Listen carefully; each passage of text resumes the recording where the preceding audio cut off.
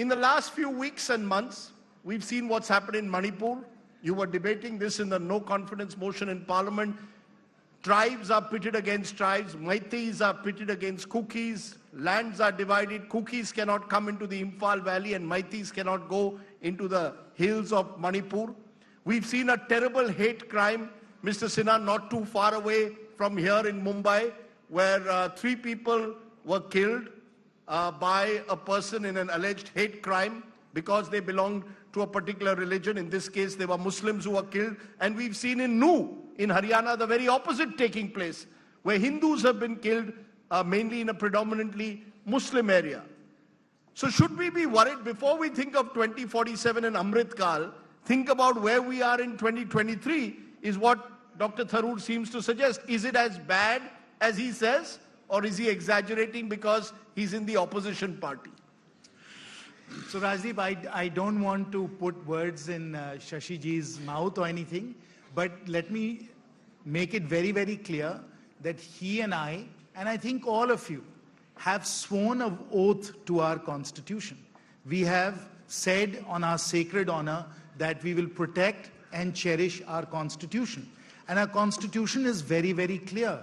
The idea of India that comes through our Constitution and in our constitutional morality is very clear. And all of you in your civics classes and in your studies of the Constitution know Article 14, Article 19, all of these very important aspects of the Constitution. And let me make it absolutely crystal clear. Our party, the Honorable Prime Minister, the Honorable Home Minister, all of them have again and again assured everybody that we absolutely cherish the ideals of the Constitution, which of course include secularism, federalism, protection of human rights, the rule of law, accountability. All of these are enshrined in our Constitution. We've sworn oath of our sacred honor to the Constitution, and we will defend it, and we will make sure that we are able to bring it to everybody in this wonderful republic of ours. Nobody should have any fear or any concern about it. What you have just spoken about, the various incidents, Rajdeep, that you mentioned, they're terrible incidents. They're tragic incidents. And nobody should have to suffer. Nobody should have to go through that. As parliamentarians, as representatives of the people, Shashi ji and I deal with these kinds of situations every single day.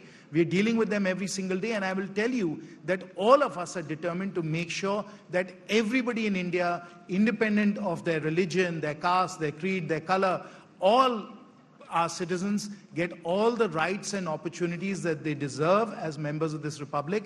We are all committed to that, first and foremost as Indians and citizens. Our ideology, our parties, all of those things come after that. But first and foremost, we are committed to that as citizens of this Republic of India, which is just about to celebrate its 77th day of freedom. And I'll conclude by saying one thing. The most important thing about a constitutional democracy, and I said this when I started, is the idea of freedom. It's the idea of liberty. And liberty means, freedom of many different kinds. They're enunciated in Article 19. Of course, freedom of religion is part of it. Freedom of expression is part of it. Freedom of association is part of it. Freedom of commerce is part of it. Freedom, freedom, freedom. That is the essence of democracy, and a government's first and most important right and responsibility is to be able to protect the Constitution, to protect liberty and freedom. Before I go to Dr. Tharoor as a response, just want to, since you mentioned freedom so many times, you mentioned swearing on the Constitution, are you telling me therefore that every Indian, every young Indian can choose who he or she wants to marry without being accused of love jihad? That they can choose to eat the food of their choice without being told that if you eat a particular kind of meat, you might be seen as anti-Indian? Are we very clear about that, that young India should have the right and the freedom to practice their lives the way they want? Rajdeep, I think... You took away my line, boss. This is what I was going to say. Will politicians stay out of our kitchens? Will politicians stay out of our personal lives? Exactly. Allow us to lead our personal lives as per the Constitution. Thank you, Rajdeep, for asking that question. And let me assure all my young friends today, all the things that you mentioned are your constitutional rights. They are your constitutional rights. We fought for hundreds of years to be able to secure those rights.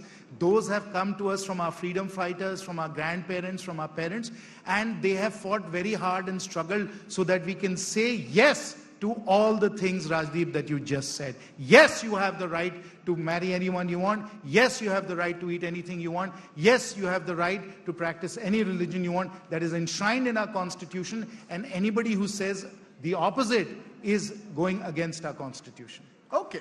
It's good to get that kind of straight response. Of course, as a journalist, I would be cynical of politicians because they say something at platforms like this and then something else happens in the real world out there. But Shashi Tharoor, the argument could be, stemming from what Mr. Sinha said, that you're fear-mongering. You see, you come from a lovely state like Kerala where people live in harmony. And yet there is a sense that perhaps when you today say that you're worried about whether the diversity of this country is being protected enough, are you fear-mongering? No. Again, because you believe that the BJP is a majoritarian party and our politics is so badly divided and polarized that two of you may be friends, but once you're out there in the political field, you become enemies. Yeah, I mean, I don't think that Jayant is necessarily representative of many, many people, both amongst his party leaders and their fellow travelers from associated organizations in the Sangh Parivar. When he speaks of freedom, to me the most fundamental freedom guaranteed by the Constitution is the freedom to choose. To choose, of course, your own political representation, your own political destiny, but also to choose where you want to live in this country, who you want to love and how you want to love, what you want to eat, how you want to dress, where you want to work. These are all fundamental freedoms which very many people, not from my side of the political divide, but from another side, have chosen to try and abridge. I want to keep the government out of the bedroom. I want to keep the government out of the kitchen. I want to keep government away from the dining table. But that's not, unfortunately, what we've seen from many people associated with the ruling party. And this remains a very fundamental challenge because there are a whole bunch of people who are feeling othered. Sadly, I'm not fear-mongering. I am reflecting what I hear every day from families saying we're going to send our kids abroad and we hope they never come back. I've had let me name it, I mean, a very prominent Muslim television anchor with a Hindu husband told me almost in tears that her 7-year-old son playing downstairs in his building was told, my parents say I can't play with you because you're a Muslim. What has our country come to? This is not fear-mongering. This is shame awakening. This is not India. We can't afford to be like this. We absolutely must once again restore the values that Jayant is rightly celebrating and applauding, and I also celebrate and applaud. We have to create a country which is really an India for every Indian, irrespective of their background, their faith, or anything else.